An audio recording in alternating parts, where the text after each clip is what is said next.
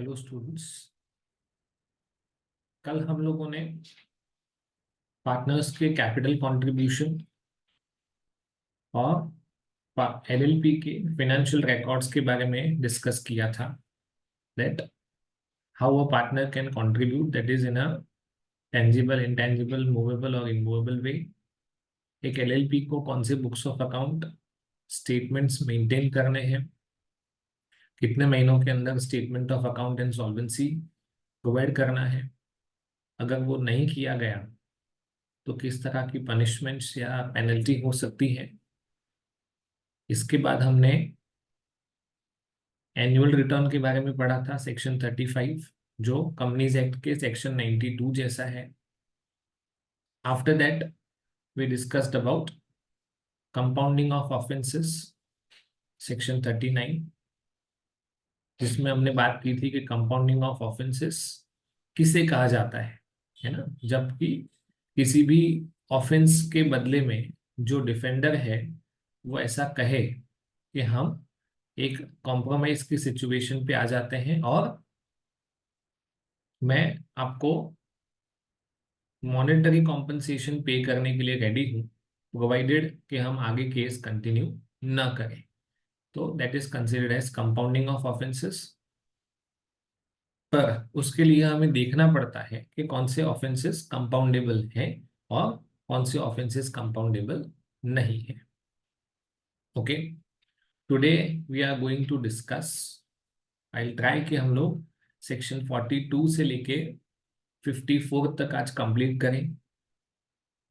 Section 42 talks about partners transferable interest and section 43 to 54 talks about investigation। 43 से 54 मेरे हिसाब से एग्जाम के लिए काफी इंपॉर्टेंट सेक्शंस हो सकते हैं, क्योंकि इसके पहले की जो भी चीजें हैं जो एलएलपी इनकॉर्पोरेशन से रिलेटेड थी, है ना, वो काफी बेसिक चीजें हैं, फंडामेंटल चीजें हैं। ओके, 42 या 43 ऑनवर्ड्स जो भी चीजें हैं वो थोड़ी टेक्निकल हैं, तो मेरे हिसाब से उसका पूछना ज्यादा, I think it is considered more important। Let's see the section number 42, that is partners transferable interest। Okay, तो पहले तो पार्टनर्स इंटरेस्ट क्या होता है वो समझते हैं। तो जब भी कोई इंसान किसी एक एलएलपी में पार्टनर बनता है तो उसका उस पार्टनरशिप फर्म में जो भी शेयर है, जैसे हम बोलते हैं ना कि चार पार्टनर हैं और उनका पीएसआर होता है, उनका कैपिटल कंट्रीब्यूशन होता है, उनका रिजर्व्स पे अधिकार होता है, उनको इंटरेस्ट ऑन कैपिटल मिलता है, सैलरी मिलता है। ओके, तो इन सब का जो कॉम्बिनेशन है उसे कहा जाता है partners interest. So we can say partners share in the assets of the business. क्या बोलेंगे? Partners share in the assets of the business, उसे कहा जाता है पार्टनर्स इंटरेस्ट। ओके, अब डिस्कशन है इसके ट्रांसफर के ऊपर कि हम हमारा शेयर किसी को ट्रांसफर कर सकते हैं या नहीं कर सकते हैं। तो पार्टनरशिप एक्ट का प्रोविजन बता रहा हूं मैं, I am not talking about LLP. हाँ, एलएलपी के बारे में डिस्कस करेंगे, पर पार्टनरशिप एक्ट 1982 1932 में लिखा हुआ है कि हम अगर हमारा जो शेयर है उसको अगर ट्रांसफर करना चाहें तो कर सकते हैं, but with the consent of all, with the consent of all partners हम हमारा शेयर ट्रांसफर कर सकते हैं। ऐसी कोई कंडीशन एलएलपी एक्ट में लिखी हुई नहीं है। There is no such condition in the LLP act. Am I clear? हम एलएलपी एक्ट में हमारा जो भी पार्टनरशिप में शेयर है उसको बट ऑब्वियस ट्रांसफर कर सकते हैं। कैसा ट्रांसफर हो सकता है? It can be transferred wholly और it can be transferred partly. Okay, आगे के सेक्शंस में ऐसा लिखा हुआ है कि अगर हम हमारा पार्टनरशिप इंटरेस्ट ट्रांसफर कर देते हैं, चाहे होली ट्रांसफर करें या पार्टली ट्रांसफर करें, पर इसका ये मतलब नहीं है कि जो भी पार्टनर है, मान लो कि मैं पार्टनर हूँ किसी पार्टनरशिप फर्म में और मैंने अपना पार्टनरशिप इंटरेस्ट किसी को ट्रांसफर कर दिया, I have transferred my partnership interest to someone, तो इसका ये मतलब नहीं है कि मेरा फर्म के साथ डिसएसोसिएशन हो जाएगा, ऐसा कुछ नहीं है।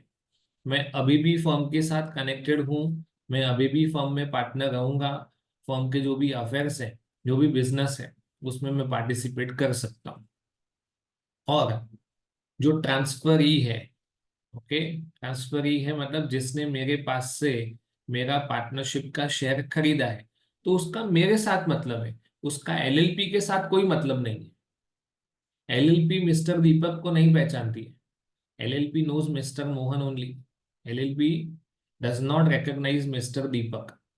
मिस्टर दीपक को रिलेशन है मेरे साथ, दैट इज मिस्टर मोहन के साथ ही रिलेशन है। मतलब मुझे जो शेयर मिलने वाला है उसका अगर मैंने होल्डली ट्रांसफर कर दिया है, तो वो सारा का सारा प्रॉफिट मुझे किसको देना पड़ेगा, मिस्टर दीपक। और अगर मान लो कि मैंने 60% ट्रांसफर किया है, तो मैं 100% प्रॉफिट में से 40% मेरे पास रखूंगा और 40% दे दूंगा। ओके, तो उसको सिर्फ उसके शेयर के साथ मतलब है, ना कि एलएलपी के साथ मतलब है। ओके, दूसरी चीज, जस्ट बिकॉज कि वो मेरा शेयर बाय कर लेता है पार्टनरशिप में, okay, that does not mean कि वो पार्टनरशिप में इंटरफियर कर सकता है। Okay, he is not allowed to interfere. Okay, LLP अभी भी किसको पहचानती है, LLP knows mister Mohan as a partner, LLP does not recognise mister Deepak as a partner, चाहे हमने होल्ली ट्रांसफर किया हो चाहे पार्टली ट्रांसफर किया हो। Is it okay? तो that was section 42 for you. Okay, हम एलएलपी अग्रीमेंट के अकॉर्डिंग हमारा शेयर ट्रांसफर कर सकते हैं, विच इज आइदर होल्ली और पार्टली। हमने हमारा शेयर ट्रांसफर कर दिया, तो इससे हमारा फर्म के साथ किसी भी तरह का ना तो डिसएसोसिएशन होता है, ना ही फर्म का डिसोल्यूशन या वाइंडिंग अप होता है। और तीसरा पॉइंट जो मैंने बताया था, इसकी वजह से जो भी ट्रांसफरी या तो असाइनी है ना, असाइनी कब होता है वो थोड़ा एक्सप्लेन कर देता हूं मैं। ओके, तो वो फर्म के मैनेजमेंट में पार्टिसिपेट भी नहीं कर सकते, है ना। तो असाइनी क्या होता है कि जब मैंने अपना पार्टनरशिप इंटरेस्ट किसी को बेचा नहीं है ना, उस इंटरेस्ट पे मतलब मेरा फर्म में कंट्रीब्यूशन है, एलएलपी के अंदर एज अ पार्टनर मेरा कंट्रीब्यूशन है, तो वो मेरे लिए क्या होगा, फर्म के लिए कैपिटल मतलब लायबिलिटी है, पर मेरे लिए पर्सनली तो वो असेट है। इस असेट के ऊपर मैंने बैंक से लोन ले लिया, इसका मतलब मैं बन जाऊंगा असाइनर, और जो बैंक है वो बनेगा असाइनी। और इसकी वजह से बैंक एलएलपी में इंटरफियर करे वो पॉसिबल नहीं है। ना तो ट्रांसफरी को इंटरफियर करने का अधिकार है और ना ही असाइनी को। चलो आगे बढ़ते हैं, सेक्शन 43। यहां से हमारे इंपॉर्टेंट सेक्शन की शुरुआत हो गई है ना। Let's discuss the same, investigation of the affairs of the LLP. हमें एलएलपी का जो भी अफेयर्स, अफेयर्स का मतलब जो the way they are conducting the business, जिस तरह से वो लोग अपना बिजनेस कर रहे हैं, उसको हम इन्वेस्टिगेट करना चाहते हैं, है ना। इन्वेस्टिगेशन हमेशा इन डेप्थ एनालिसिस होता है ना। वो 1 महीने का हो सकता है, 1 साल का हो सकता है, 5 साल का हो सकता है, उसमें टाइम के लिए कोई लिमिट नहीं है। और ये जरूरी भी नहीं है कि जब हम इन्वेस्टिगेशन कर रहे हैं तो हम हर चीज का इन्वेस्टिगेशन करें। उनको लगता है कि हमें फर्म के स्टॉक और डेटर्स का इन्वेस्टिगेशन करना है तो वही करेंगे, क्योंकि वो बाकी सारी चीजों में पढ़ते नहीं है ना। तो इन्वेस्टिगेशन सब चीजों का होगा वो भी जरूरी नहीं है। पूरे साल का होगा वो भी जरूरी नहीं है, एक ही साल का होगा वो भी जरूरी नहीं है। It can be less than 1 year और it can be more than 1 year. Okay, let's see. The central government shall appoint one और मोर कंपीटेंट पर्सन्स। उनको जो भी लगेगा कि ये इंसान कंपीटेंट है, कैपेबल है, जैसे हमने इंडियन कॉन्ट्रैक्ट एक्ट में पढ़ा हुआ है ना, वो वाला कॉम्पिटेंसी और नॉलेज वाइज कॉम्पिटेंसी, है ना। कॉम्पिटेंसी मतलब कोई इंसान 20 साल का है तो वो, और साउंड माइंड का है तो वो हो गया, तो उसके पास नॉलेज भी तो होना चाहिए ना, है ना। तो यहाँ पे क्या देखेंगे, सेंट्रल गवर्नमेंट के पास पावर है कि वो एक या एक से ज्यादा कंपीटेंट पर्सन को क्या बना देंगे बोलो, इंस्पेक्टर्स। क्या करने के लिए, to make an investigation into the affairs of the LLP. तो एक तो उनको अपॉइंट करने का पावर है, और वो इंस्पेक्टर्स के पास से वो लोग क्या डिमांड करेंगे कि आप जो भी इन्वेस्टिगेशन करके आओ उसका आप हमें रिपोर्ट प्रोवाइड करो। ये सब होगा पर कब, अगर, पहला point, the tribunal either suo motu. Suo motu का मतलब किसी के भी एप्लीकेशन दिए बिना कोर्ट को ऐसा लगता है, ट्रिब्यूनल का मतलब यहाँ पे होगा NCLT, national company law tribunal. Okay, तो उनको अपने आप ऐसा लगता है कि इस एलएलपी का इन्वेस्टिगेशन करने जैसा है, तो या तो, और an application is received from not less than 1/5 of the total number of partners। मतलब अगर किसी पार्टनरशिप फर्म में 10 पार्टनर हैं तो उसके 1/5 से कम नहीं, माने कम से कम दो या उससे ज्यादा, टू और मोर पर्सन्स ने गवर्नमेंट को एप्लीकेशन दिया है कि हमारे एलएलपी में जो कुछ भी चल रहा है उसका इन्वेस्टिगेशन होना चाहिए, और टू बी का मतलब शुड बी इन्वेस्टिगेटेड। हमें लगता है कि हम जिस एलएलपी में पार्टनर हैं, ओके, उसका इन्वेस्टिगेशन होना चाहिए। ऐसा कौन कह रहा है, पार्टनर्स। और पार्टनर्स का नंबर्स कितना होना चाहिए, 1/5 से कम नहीं, 1/5 होगा तो भी चलेगा, और 1/5 से ज्यादा। ओके, या तो ये पहला पॉइंट था कि ट्रिब्यूनल को ही ऐसा लगे कि हमें इन्वेस्टिगेशन करने जैसा है। ओके, तो फिर उनको किसी के एप्लीकेशन की कोई जरूरत नहीं है। ओके, दूसरा, अगर पार्टनर्स ऐसा कहें कि हमारे हिसाब से आपको हमारी एलएलपी का इन्वेस्टिगेशन करना चाहिए, दूसरा पॉइंट हो गया। ये तीसरा, अगर कोई भी कोर्ट बाय ऑर्डर ऐसा डिक्लेयर कर देती है कि इस एलएलपी का इन्वेस्टिगेशन होना चाहिए, तो तीन पॉसिबिलिटी है। एक ट्रिब्यूनल ने कहा, एक पार्टनर्स ने एप्लीकेशन दिया, या तो किसी कोर्ट ने ऐसा ऑर्डर दे दिया कि हमें इस एलएलपी का इन्वेस्टिगेशन करना चाहिए। तो वापस से ये पहला वाला पॉइंट यहाँ पे रिपीट कर दिया गया है ना। The central government may appoint one और more persons to investigate and to report on the affairs. Okay, तीसरा पॉइंट, मतलब अपॉइंटमेंट का पावर सेकंड सबसेक्शन में है, ध्यान रखना है आपको, है ना। फर्स्ट सबसेक्शन में रीजन बताया हुआ है, ये इंपॉर्टेंट नहीं है, फर्स्ट सबसेक्शन में ये इंपॉर्टेंट है। Am I clear. और अपॉइंट करने का पावर कौन से सेक्शन में है, इस सेक्शन में 43 सबसेक्शन 2। ये तो यहाँ पे लैंग्वेज सेट करने के लिए बोला है कि हम अपॉइंट करेंगे अगर ऐसा हुआ तो, है ना, वो तो ऑब्वियस से लिखना पड़ेगा, पर पावर टू अपॉइंट किस में है, 43 सबसेक्शन 2। आगे बढ़ते हैं। The appointment of inspectors pursuant to का मतलब होता है अकॉर्डिंग टू सबसेक्शन 2 में बी मेड, को लिखा है ना। अपॉइंटमेंट कौन से सबसेक्शन के अकॉर्डिंग होगा, सबसेक्शन 2 के अकॉर्डिंग। अगर ऊपर लिखा था कितने पार्टनर्स आने चाहिए, minimum 1/5 of the total number of partners. Okay, पर खाली एप्लीकेशन देने से काम नहीं चलेगा। What they are suppose to do, supporting evidence होना चाहिए, और कुछ अमाउंट एज अ सिक्योरिटी पे करना पड़ेगा। नहीं तो कभी कभी क्या होता है, कुछ लोग आउट ऑफ जेलेसी, है ना, बाकी के पार्टनर्स के सामने कंप्लेन कर देते हैं। एज सच एलएलपी में कुछ गलत नहीं हो रहा है, पर कुछ पार्टनर्स को जेलेसी हो रहा है या किसी और तरह का पर्सनल लेवल का प्रॉब्लम है, और उन्होंने एलएलपी के बारे में कंप्लेन कर दिया गवर्नमेंट को कि आप इनके अफेयर्स को स्टडी करो। तो गवर्नमेंट का और बाकी सारे लोगों का wastage of time, wastage of resources होगा।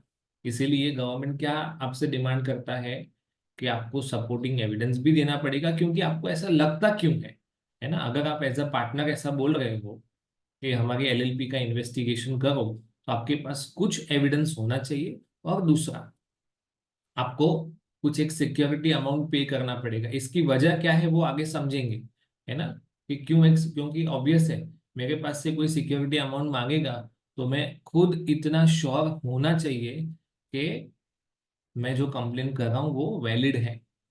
ओके, तो फॉर दैट रीजन गवर्नमेंट ने क्या डिमांड किया, not less than 1/5 of the total number of partners are making an application along with supporting evidence and security amount।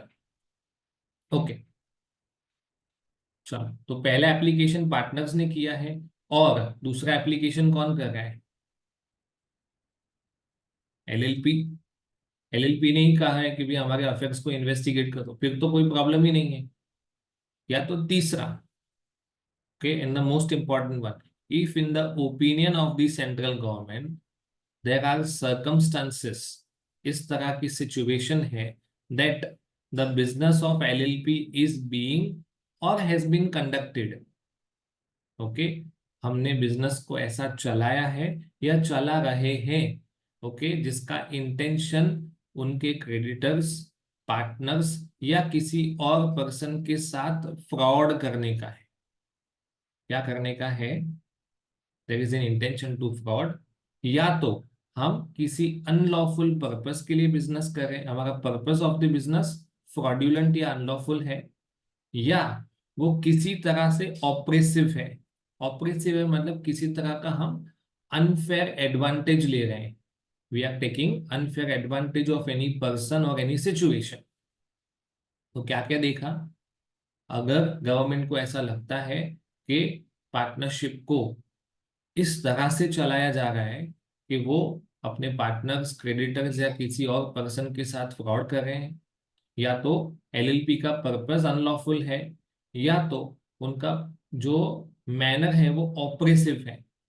Okay, ये तीन reason हो गए पहले सबसेक्शन में। इसके बाद आगे बढ़ेंगे, that the affairs are not being conducted in accordance with the provisions of the act, है ना।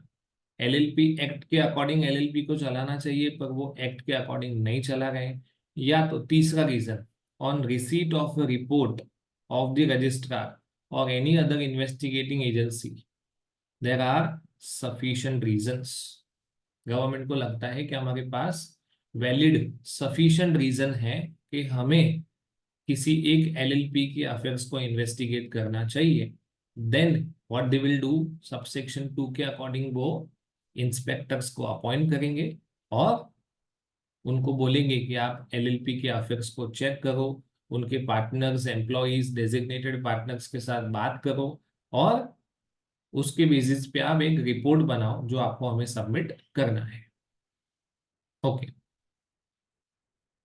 अब सेक्शन 44 देखेंगे, application by partners for investigation, जहां पे पार्टनर्स ने एप्लीकेशन दिया है इन्वेस्टिगेशन करने के लिए। ओके, तो गवर्नमेंट क्या डिमांड करेगा, बट टॉपिक्स क्या डिमांड करेगा, you must have good reason for demanding the investigation and the central government में बिफोर अपॉइंटिंग एन इंस्पेक्टर, किसी इंस्पेक्टर को अपॉइंट करने से पहले आपको कुछ सिक्योरिटी ऑफ सच अमाउंट, मैंने आगे बोला था, वो देना पड़ेगा। क्यों देना पड़ेगा उसकी वजह यहाँ पे लिखी हुई है, for payment of cost of investigation, क्योंकि हम इन्वेस्टिगेटर को अपॉइंट करेंगे तो उसको ऑब्वियसली हमें कुछ पे करना पड़ेगा। तो उसका जो पेमेंट है वो कौन करेगा, the cost will be borne by the applicants। कौन बेयर करेगा? The cost will be borne by the applicants। Partners ने इन्वेस्टिगेशन करने के लिए बोला है, तो पार्टनर्स की जिम्मेदारी है कि वो इसकी कॉस्ट बेयर करें, और इसके लिए गवर्नमेंट आपसे क्या मांगेगा? Security amount. चलो, अ फर्म, बॉडी कॉर्पोरेट और other association shall not, okay, shell not be appointed, इधर लिखा है नो। नो का मतलब इनको अपॉइंट नहीं कर सकते, मतलब किसको अपॉइंट कर सकते हैं? It must be an individual. चलो आगे बढ़ते हैं, सेक्शन 46, थोड़ा ध्यान से पढ़ेंगे इसको। If an inspector appointed by the government to investigate the affairs of LLP thinks it necessary, उसको ऐसा लगता है कि ये जरूरी है इन्वेस्टिगेशन के पर्पस के लिए, ओके, किसका इन्वेस्टिगेशन करना? तो देखो एलएलपी का इन्वेस्टिगेशन तो हो रहा है, पर उनको ऐसा लगता है कि अगर हमें इस XYZ एलएलपी को इन्वेस्टिगेट करना है, तो इसके लिए किसी और एंटिटी का या पार्टनर का, फॉर्मर पार्टनर का या डेजिग्नेटेड पार्टनर का भी इन्वेस्टिगेशन होना चाहिए, तो इसका इन्वेस्टिगेशन सही तरह से किया है ऐसा माना जाएगा। हमें XYZ एलएलपी का इन्वेस्टिगेशन करना है, पर इन्वेस्टिगेटर को इन्वेस्टिगेशन के दौरान ऐसा लगता है कि अगर मुझे इसके बारे में ज्यादा जानना है, तो मुझे किसी और एंटिटी के बारे में भी इन्वेस्टिगेशन करना पड़ेगा। Okay, let's see. To investigate the affairs of an entity, जो इस एलएलपी के साथ अभी एसोसिएटेड है या पहले कभी एसोसिएटेड था, कोई प्रेजेंट या farmer partner, designated partner, okay, तो इंस्पेक्टर के पास पावर है ये करने का, है ना, कि आप उनके पास से इन्वेस्टिगेशन कर सकते हो, चीजें पूछ सकते हो, ओके, अगर उनको लगता है कि ये मेरे इन्वेस्टिगेशन के लिए रेलेवेंट है ना। पर इसके आगे थोड़े भी और प्रोविजंस हैं, देखते हैं। ओके, अब 46 सबसेक्शन 2 में क्या लिखा हुआ है? In case of an entity और पार्टनर और designated partner referred to in subsection 1, मतलब जिसका हम इन्वेस्टिगेशन करना चाहते हैं, ओके, तो इंस्पेक्टर के पास पावर है इन्वेस्टिगेशन करने का, पर उसको इससे पहले सेंट्रल गवर्नमेंट का अप्रूवल लेना पड़ेगा, है ना। बिना सेंट्रल गवर्नमेंट के अप्रूवल लिए वो, मतलब जिस एलएलपी का इन्वेस्टिगेशन करने के लिए अपॉइंट किया है वो तो बात ऑब्वियस है, वो करेगा, पर उसकी वजह से किसी और का इन्वेस्टिगेशन करना है तो क्या होगा? उसको सेंट्रल गवर्नमेंट का प्रायर अप्रूवल लेना पड़ेगा। और एक बात, चलो मान लो गवर्नमेंट ने अप्रूवल दे दिया कि आपको सही लगता है, आप जाके चेक करो, ओके, तो ऐसा सीधा अलाउ नहीं कर सकते। The government can not straight away allow the investigator कि आप जाके वहां पे चेक करना शुरू कर दो, है ना। जिसका भी इन्वेस्टिगेशन करना है, आपको उनको एक रीजनेबल अपॉर्चुनिटी देना पड़ेगा। मतलब मैंने जैसे आगे लिखा था कि XYZ एलएलपी का इन्वेस्टिगेशन करना हो, तो मुझे मिस्टर पी, मिस्टर जेड, इन सबको कुछ ना कुछ पूछना पड़ेगा, है ना।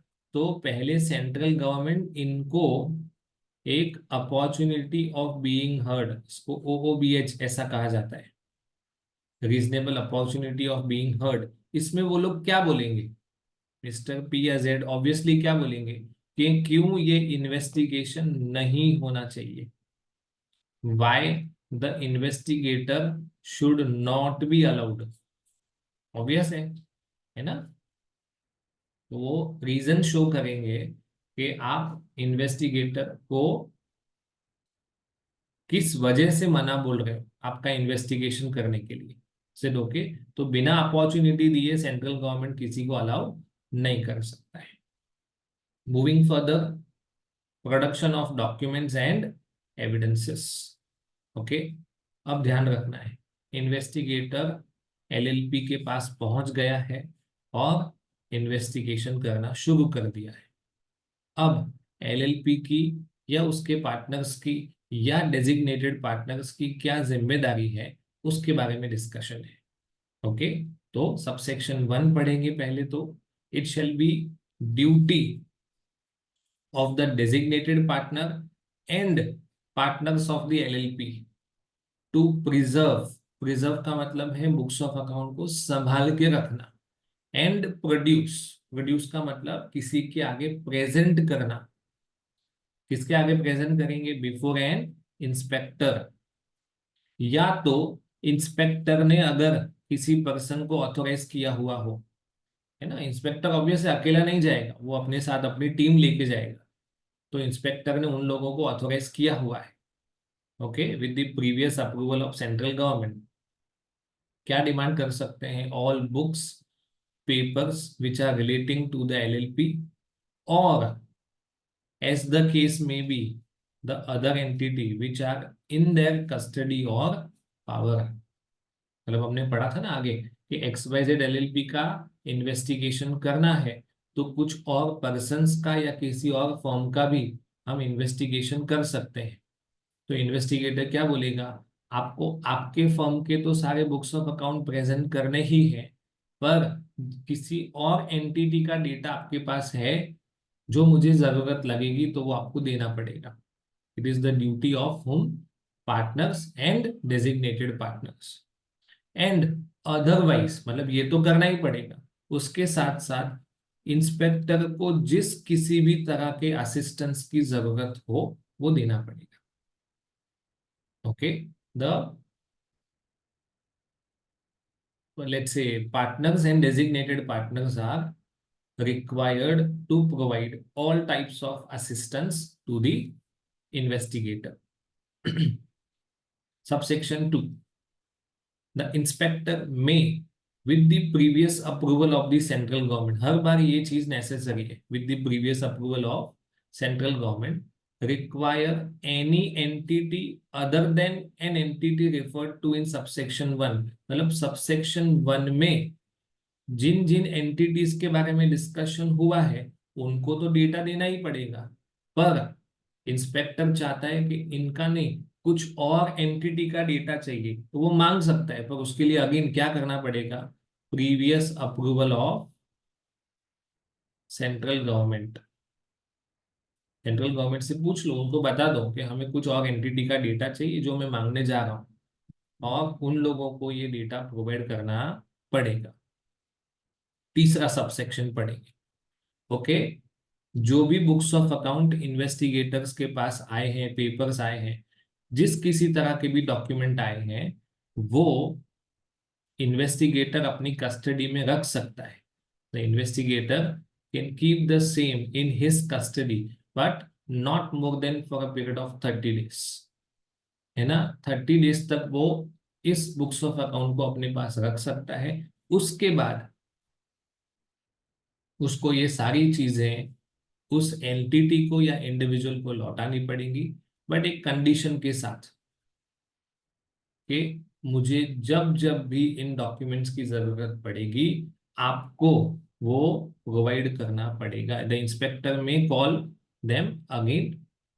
और फर्दर क्या प्रोवाइड किया गया है कि अगर जो भी पार्टनर्स हैं या डेजिग्नेटेड पार्टनर हैं, वो सारे बुक्स ऑफ अकाउंट का एक सर्टिफाइड कॉपी बना के ही इन्वेस्टिगेटर को दे देते हैं, है ना, फोटो कॉपी करवा के, बट सर्टिफाइड। ओके, अगर वो सारे के सारे डॉक्यूमेंट्स का डिजिटल कॉपी या सर्टिफाइड कॉपी बना के इंस्पेक्टर को दे देते हैं, तो इन दैट केस तुरंत इंस्पेक्टर को वो सारे बुक्स ऑफ अकाउंट और पेपर वापस करने पड़ेंगे। ओके, नंबर 4, हम सेक्शन 47 पढ़ रहे हैं, जहाँ पे हम ये देख रहे हैं कि इन्वेस्टिगेटर के पास क्या पावर्स हैं कि वो पार्टनर्स के पास से, डेजिग्नेटेड पार्टनर्स के पास से या किसी और एंटिटी के पास से books of account, papers and documents मांग सकता है। कब तक उसको कस्टडी में रख सकता है, कब वापस करना पड़ेगा, उसके लिए उसको सेंट्रल गवर्नमेंट का प्रीवियस अप्रूवल लेना पड़ेगा, ऑल दैट थिंग्स। ओके, अब आगे बढ़ते हैं। An inspector may examine on oath, है ना। तो इसका ये मतलब है कि जब भी हम किसी के वहां पे इन्वेस्टिगेशन करने जाते हैं, हमें कई सारी इंफॉर्मेशन मिलती है, कई सारा डेटा मिलता है। अब इंस्पेक्टर वहां से ये सब लेके आ गया और कल उठ के वहां के लोगों ने मना बोल दिया कि नहीं, हमने तो ये कोई डेटा उनको प्रोवाइड नहीं किया है, पता नहीं ये कहाँ से लेके आए, क्या है क्या नहीं, बहुत कुछ चीजें हो सकती है, कैन बी मेनी पॉसिबिलिटीज।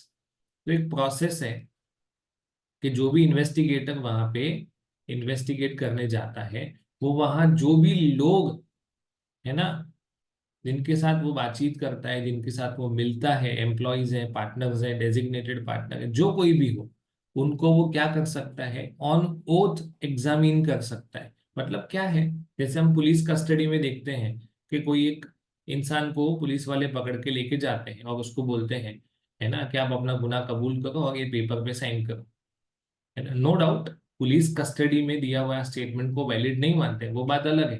पर मैं समझाने के लिए वो एग्जांपल ले रहा हूँ कि ओथ पे एग्जामिन करने का मतलब क्या है, कि कुछ एक डॉक्यूमेंट पे कई सारी चीजें लिखी होंगी, और ये चीजें जो लिखी है इन्वेस्टिगेटर ने, ओके, इसके ऊपर पार्टनर अपनी सिग्नेचर करेगा, मतलब उसने ऑन ओथ ये कंफर्म किया है, मैं कसम खाता हूं, मैं शपथ लेता हूं कि इस डॉक्यूमेंट में जो भी कुछ बातें लिखी हुई है वो सब मैं मानता हूं, मैं उसको वैलिड गिनता हूं, है ना।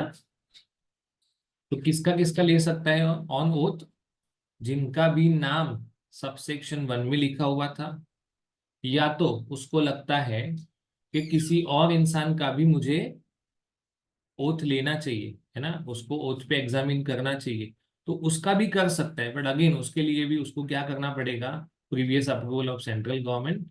ओके, और उस उसके पास ये भी पावर है कि वो इन सारे लोगों को या इनमें से कुछ लोगों को पर्सनली प्रेजेंट रहने के लिए वो बुला सकता है, may require them to remain present personally. तो हमने कल एक वर्ड पढ़ा था, समन।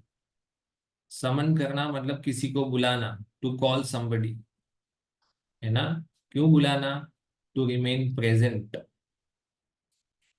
जैसे कोर्ट में से समन आता है कि आपको इस तारीख को इस जगह पे इस नंबर की कोर्ट में प्रेजेंट रहना है ना। Moving on, if any person fails without reasonable cause और रिफ्यूजेस, जिस किसी के पास से भी हमने इंफॉर्मेशन मांगा है, वो बिना किसी रीजनेबल कॉज के इंफॉर्मेशन देता नहीं है या मना कर देता है ना। तो इन दैट केस क्या होगा, to produce before an inspector और any person authorised by him. Okay, क्या लिखा है, if any person fails to produce, क्या करता है, उसको बुक्स ऑफ अकाउंट लाने को बोला था, कुछ डॉक्यूमेंट लाने को बोला था, या कोई इंफॉर्मेशन फर्निश करने को बोला था, या आपको पर्सनली प्रेजेंट रहने के लिए बोला था, या ओथ पे साइन करने के लिए बोला था। ओके, तो ये सारी चीजें वो नहीं करता है।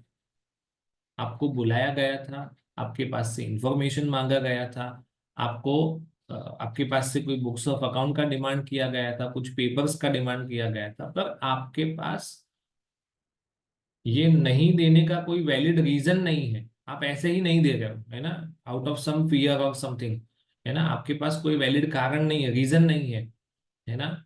तो उस इंसान को पनिशमेंट होगा minimum 2,000 rupees and maximum 25,000 rupees, and with a further fine, वो वाला फाइन तो होगा ही, and with a further fine of not less than 50 rupees, but which can go up to 500 rupees per day.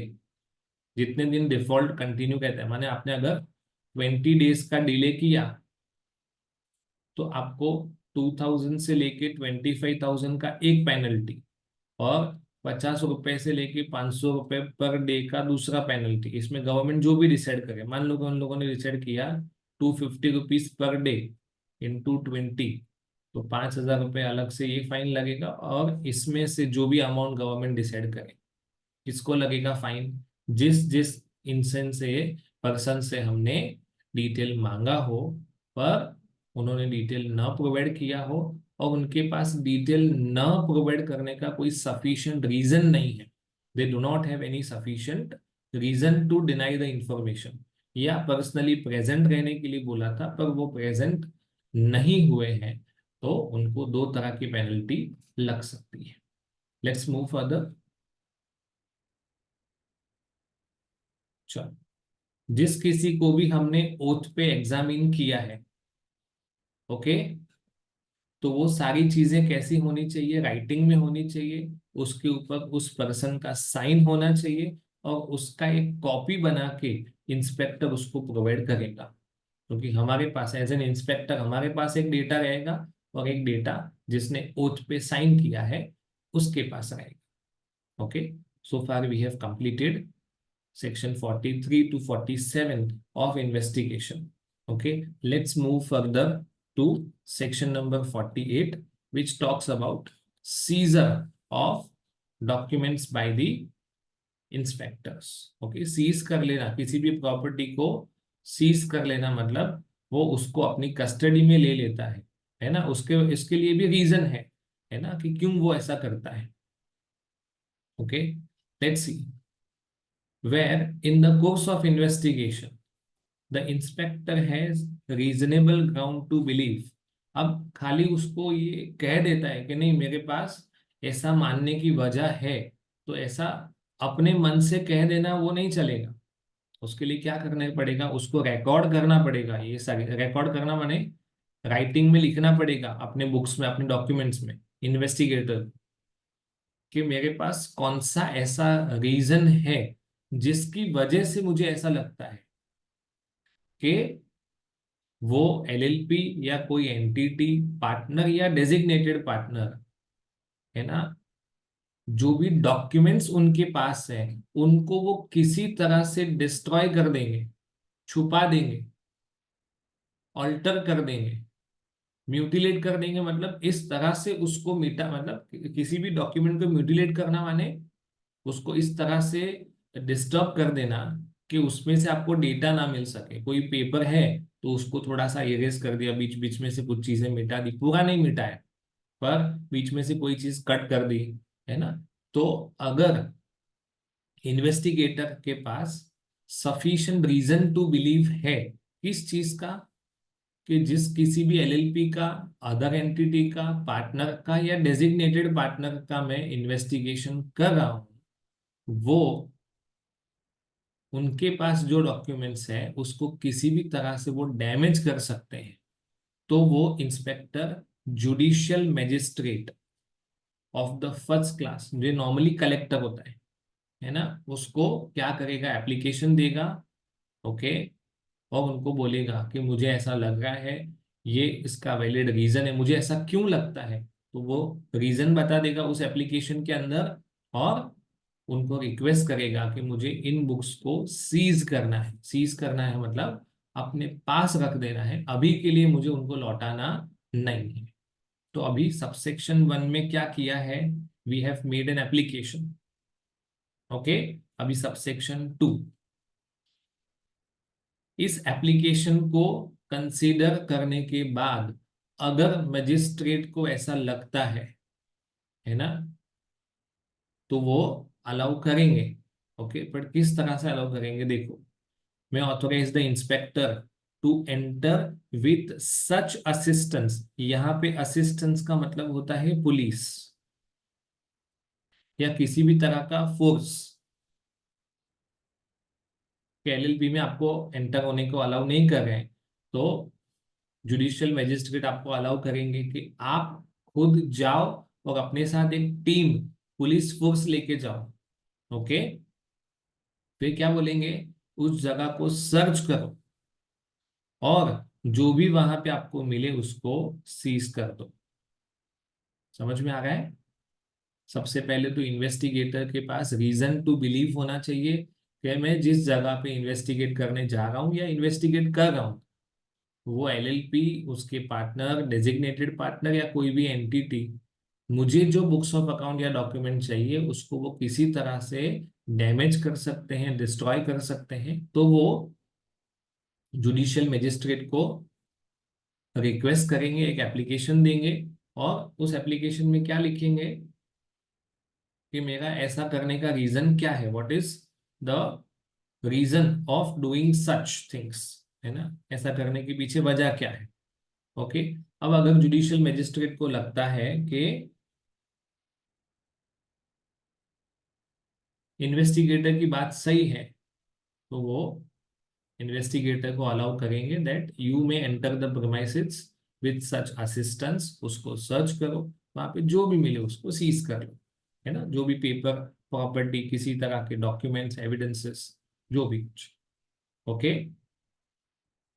The inspector shall keep in his custody, जैसे अभी books of account उसके पास आ गए, उसको उन्होंने सीज कर लिया है, for such period not later than the conclusion of the investigation, मतलब वो कब तक ये सारे डॉक्यूमेंट अपने पास रख सकते हैं, जब तक इन्वेस्टिगेशन कंक्लूड न हो।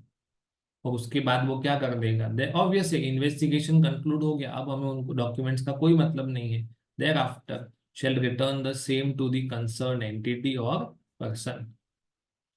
चलो रिटर्न तो कर दिया, पर रिटर्न करने के बाद आपको मजिस्ट्रेट को इन्फॉर्म भी करना है कि देखो, मैंने आपकी परमिशन से सीज किया था, अब उसको रिटर्न भी कर रहा हूं, provided that they shall not be kept seized for a continuous period of more than 6 months। Okay. मतलब आपको, आप उसको सीज कर सकते हो, पर 6 महीने से ज्यादा पीरियड के लिए नहीं, विद इन 6 months आपको लौटाना है। Okay. Provided further that inspector may, before returning the books, place identification marks on them or any part thereof। Obvious है, उसके पास पावर है कि वो बुक्स ऑफ अकाउंट भी क्या कर सकता है, आइडेंटिफिकेशन मार्क्स, मतलब इस तरह का कोई भी मार्क कर दिया, है ना, ये कुछ भी कर सकते हैं। Save as otherwise provided in this section, every search or seizure made shall be carried out in accordance with the code of criminal procedure। देखो आईपीसी में ये लिखा हुआ है कि कौन सी चीज को गुनाह माना जाता है, पर उसके लिए ट्रायल कैसे चलेगा, कोर्ट में आगे प्रोसीडिंग कैसे होगा, है ना। जैसे हम बोलते हैं ना, एमओए में ऐसा लिखा होता है कि करना क्या है, और एओए में लिखा है कि वो करते कैसे हैं। तो वैसे ही कोड ऑफ क्रिमिनल प्रोसीजर में प्रोसीजर वर्ड ही क्या है, प्रोसीजर। तो आपको कोई भी काम करना है तो वो कैसे करना है, जैसे मान लो कि अगर, ऐसा एक एग्जांपल ले रहा हूं मैं, कि आपको अगर किसी विमेन को अरेस्ट करना है, तो आप इवनिंग 6 o'clock के बाद उसको अरेस्ट नहीं कर सकते हो। तो वो प्रोसीजर है, उसने गुनाह किया है, आपको उसको अरेस्ट करना है, बट कब, ड्यूरिंग द डे टाइम। और दूसरी एक बात, जब भी किसी इंसान को हम उसके घर, ऑफिस या किसी और जगह पे अरेस्ट करने जाते हैं, तो उसको ये जानने का अधिकार है कि आप उसको क्यों अरेस्ट कर रहे हैं, है ना। तो that is again a code of criminal procedure. तो यहाँ पे भी हम एक प्रोसेस करें, what is the process, scissor of the books of account. तो आपको ये ध्यान रखना है कि भले हम एलएलपी एक्ट 2008 पढ़ रहे हैं, तो उसमें जो सीजर वाला प्रोविजन है, search and seizure, it should be according to the code of criminal procedures. Okay, आगे बढ़ते हैं। Some more sections are left. Inspector's report, उसके पास डॉक्यूमेंट आया, उसने लोगों से इंक्वायरी किया, लोगों के पास से ओथ पे बहुत सारी चीजें एग्जामिन की, डॉक्यूमेंट्स को सर्च एंड सीजर किया, अपनी कस्टडी में रखा 30 days तक, 6 months तक, और उसने सारी चीजें चेक की। तो हमने स्टार्टिंग में पढ़ा था, सेंट्रल गवर्नमेंट के पास पावर है इन्वेस्टिगेटर को अपॉइंट करने का, और दूसरा उनके पास से रिपोर्ट मांगने का। तो ये रिपोर्ट अब यहाँ पे हम डिस्कस करेंगे। द इंस्पेक्टर्स में, and if so directed by the central government, अगर सेंट्रल गवर्नमेंट ने उनको किसी तरह से डायरेक्शन दिया हो, shell make interim reports. Interim का मतलब अभी फाइनल रिपोर्ट नहीं आए उसके पहले, इन बिटवीन, फाइनल रिपोर्ट आने से पहले एक रिपोर्ट दे देना, जिसको कहते हैं interim report to the government. तो बीच बीच में वो इंटरिम रिपोर्ट्स देते रहेंगे, एंड जैसे ही कंक्लूजन हो गया, कंक्लूजन का मतलब होता है एंड, इन्वेस्टिगेशन खत्म, then they shall make a final report to the central government and any such report shall be return और प्रिंटेड। माने अगर आपने कंप्यूटर पे ये कंप्यूटर पे टाइप किया हुआ है तो उसको प्रिंट करेंगे, या तो आपने अगर अपने हाथों से उसको लिखा है तो मतलब किसी भी तरह का डॉक्यूमेंट्री एविडेंस होना चाहिए। ओरल एविडेंस से काम नहीं चलेगा, it should be a documentary evidence. चलो, ये रिपोर्ट का आगे क्या करेंगे? The central government shall forward a copy of the report, okay, to the LLP and also to any other entity, and may, if it thinks fit, furnish a copy thereof on request and payment of the prescribed fee. Okay, अगर आपको उसका copy चाहिए तो वो आपको copy भी allow कर सकते हैं कि देखो आपके बारे में हमने ये इन्वेस्टिगेशन किया है। अभी तो खाली इन्वेस्टिगेशन का कॉपी भेजा है, अभी कोई सजा ये वो कुछ भी नहीं हुआ है, वो आप पढ़ेंगे। Okay, that is called prosecution. Prosecution मतलब अब इसके ऊपर डिस्कशन होगा, डेलिबरेशन होगा, है ना। और हर तरह के लोग अपने अपने आर्ग्यूमेंट्स लेके आएंगे अपने बचाव में। आगे बढ़ते हैं। If from the report under section 49 it appears to the central government that any person in relation to the LLP or any other entity whose affairs have been investigated, अगर इन्वेस्टिगेशन में उनको किसी भी ऑफेंस में guilty पाया गया है तो सेंट्रल गवर्नमेंट उस पर्सन को क्या करेगा? प्रोसिक्यूट। प्रोसिक्यूट करना मतलब उसके सामने वो केस चलाएंगे। And it shall be the duty of all partners, designated partners and other employees of the LLP.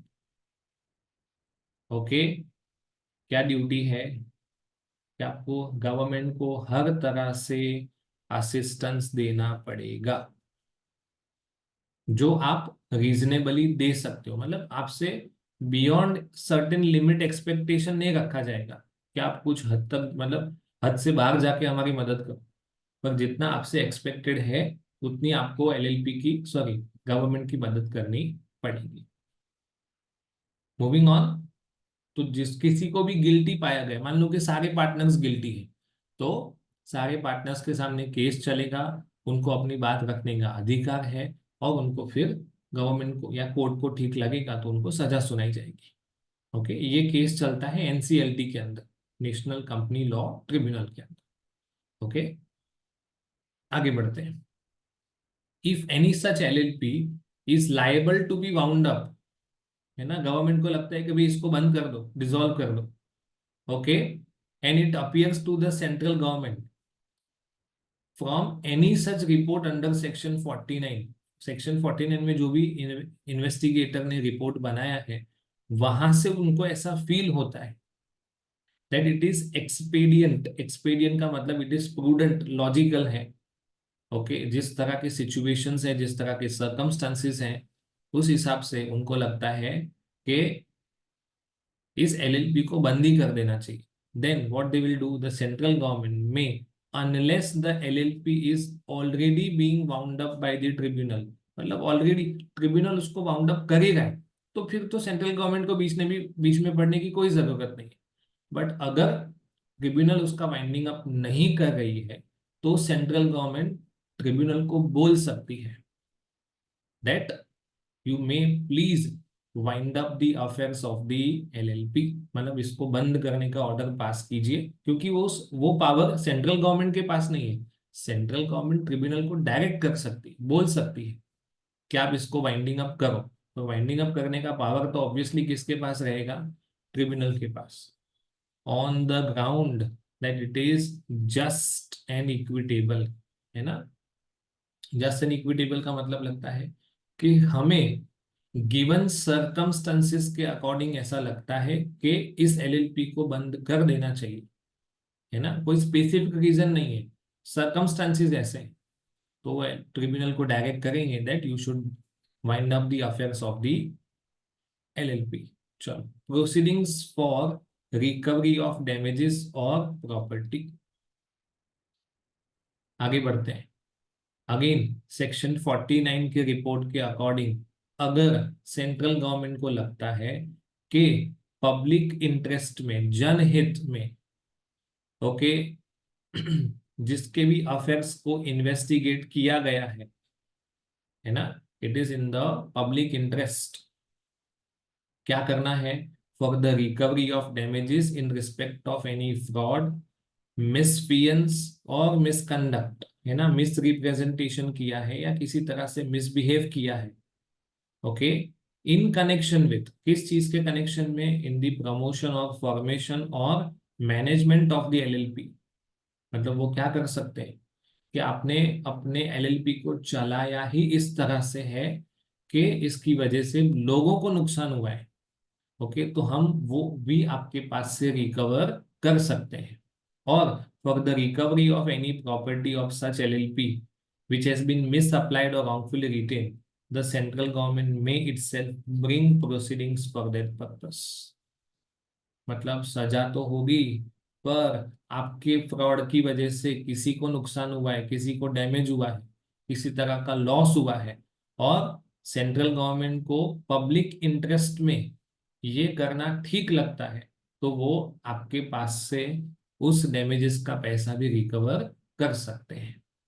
Okay, moving on, expenses of investigation, the expenses of an incidental to an investigation by an inspector appointed by the central government shall be defrayed in the first instance by the central government। defrayed का मतलब paid, क्या समझेंगे अभी, it will be paid by the central government, but the following persons shall to the extent mentioned below be liable to reimburse the central government, है ना, क्योंकि inspector को appoint किसने किया है, सेंट्रल गवर्नमेंट, तो वो अभी के लिए इंस्पेक्टर को पैसा पे कर देंगे, इन्वेस्टिगेटर को पैसा पे कर देंगे, पर वो वापस ये पैसा किससे लेंगे, देखते हैं किससे ये पैसा रिकवर किया जाएगा।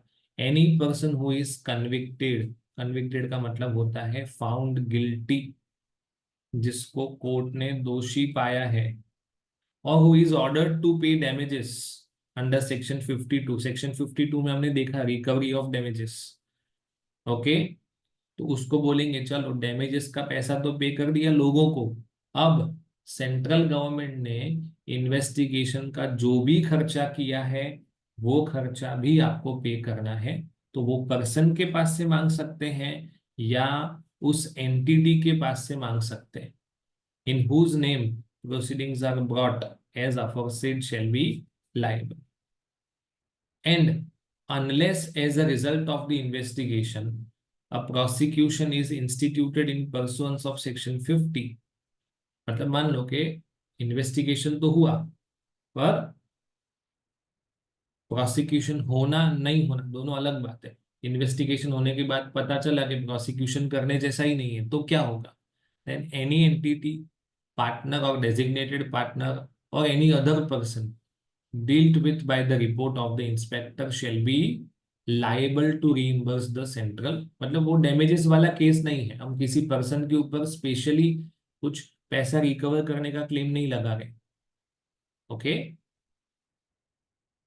तो उनके पास से रिकवर किया जाएगा, unless and except in so far as the central government otherwise directs, मतलब सेंट्रल गवर्नमेंट कहता है ठीक है हमने पैसा पे कर दिया, अब हमें ये पैसा आपसे नहीं चाहिए, तो बात खत्म हो गई, ओके, अदरवाइज ये पैसा किससे लिया जाएगा, जिस किसी का भी इन्वेस्टिगेशन किया गया उनके पास से, और जिन्होंने इन्वेस्टिगेशन के लिए एप्लीकेशन दिया था उनके पास से, तो that was subsection 1 of section 53, okay. चलो दूसरा क्या लिखा हुआ है कि ये फर्स्ट चार्ज माना जाएगा, फर्स्ट चार्ज मतलब अगर ये एलएलपी वाइंड अप होता है और उसकी असेट्स बेच के पैसा हम रिकवर करते हैं, जैसे हम डिसोल्यूशन ऑफ पार्टनरशिप फर्म पढ़ते थे, है ना, तो सबसे पहले फर्स्ट चार्ज में आपको सेंट्रल गवर्नमेंट को ये पैसा पे करना पड़ेगा, इन्वेस्टिगेशन के एक्सपेंसेस, उनको पैसा पे कर दो, फिर जो बचेगा, है ना, वो आपको बाकी के लोगों को लौटाना है, ओके। और ये it is to be recoverable as the arrears of land revenue, land revenue का मतलब क्या होता है, amount payable to the government, तो ऑब्वियस है कि अमाउंट पेएबल टू गवर्नमेंट को हमेशा प्रेफरेंशियल क्रेडिटर्स माना जाता है। बाकी क्रेडिटर्स की कंपैरिजन में इनको पहले पैसा पे करना पड़ेगा। ओके, ठीक है, लास्ट सबसेक्शन पढ़ने की जरूरत नहीं है। और section 54, inspector's report to be evidence. A copy of any report of any inspector or inspector authenticated in such manner उसको फाइनल एविडेंस माना जाएगा, और वो किसी भी कोर्ट में एक एडमिसिबल एविडेंस है। एडमिसिबल का मतलब जिसके ऊपर हम रिलाई कर सकते हैं, ट्रस्ट कर सकते हैं। Okay, so today we have covered from section 42 to section 54, जिसमें 42 पार्टनरशिप इंटरेस्ट को असाइन करने के बारे में बात थी कि हम हमारा पार्टनरशिप में जो भी शेयर है उसको किसी और को बेच सकते हैं या उसके ऊपर किसी तरह का लोन ले सकते हैं। पर इसकी वजह से वो जो थर्ड पार्टी है, ट्रांसफरी या असाइनी, उसको बिजनेस में किसी भी तरह के इंटरफेरेंस का कोई अधिकार मिलता नहीं है। ओके, और 43 से लेके 54 हमने पढ़ा इन्वेस्टिगेशन।